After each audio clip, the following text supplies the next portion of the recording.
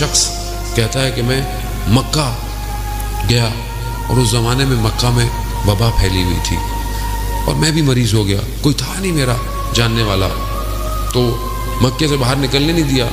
تو حدیث بھی ہے کہ اگر کسی جگہ وبا پھیل جائے تو اسے باہر نہ نکلو تاکہ وبا دوسری جگہوں پہ نہ پھیلے، وہیں ختم ہو جائے۔ تو کہا میں شدید مریض ہو گیا، میں نے توسل کیا امام سے کہ میری مدد کیجیے۔ تو کہا ایک جوان آ گیا اور اس نے مجھے غذا دی۔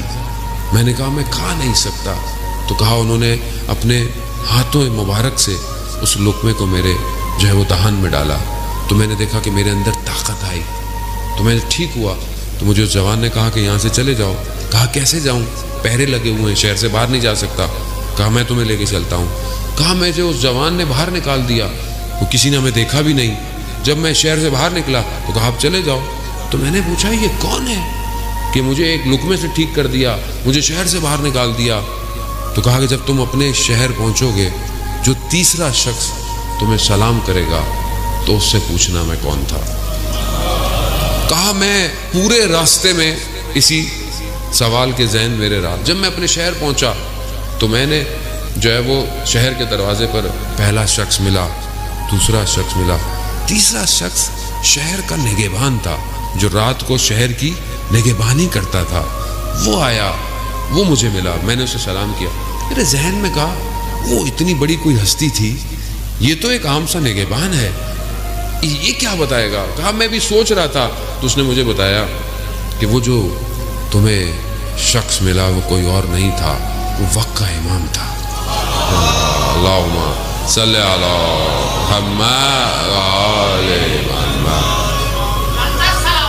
اللہم صلی علی محمد وعلی محمد،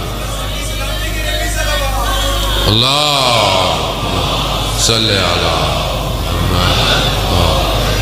عزیزان محترم، اب وہ شخص اس مقام پہ تھا، ظاہر میں نہ جائیں ہم لوگ بعض لوگوں کے کہ بعض شخص ظاہر میں کیسا ہوتا ہے، شخص اپنے باطن سے اپنے وقت کے امام کے قریب ہوتا ہے، چاہے وہ کوئی بھی شخص ہو۔